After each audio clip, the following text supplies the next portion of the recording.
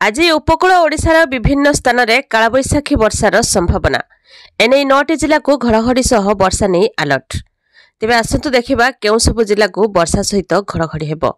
Video को last जाए देखंतु, वीडियो को लाइक करंतु आउ एमिति नुआ नुआ वीडियो देखिया पई चैनल को सब्सक्राइब करी पाखरे आस्थुवा बेल आइकन क्लिक करी ऑल सिलेक्ट करनियंतु। तेबे प्रथमे कटक, केन्द्रापड़ा, जाजपुर, भद्रक, बालेश्वर, जगतसिंहपुर, पुरी, खोर्धा, नयागढ़ समेत गंजाम, गजपति, मयूरभंज, केन्दुझर जिले में घड़घड़ी सहित वर्षा हेबो।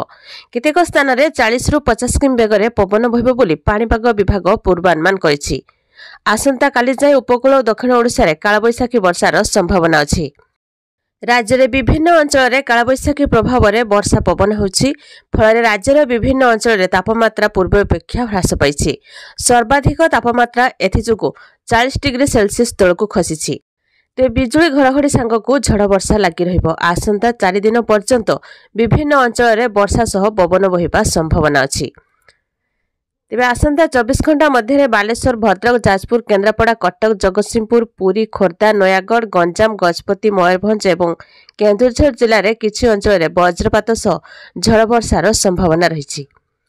एथिपाई एई सब जिला को पाणीपाग विभाग पक्षरु येलो वार्निंग जारी करिछि।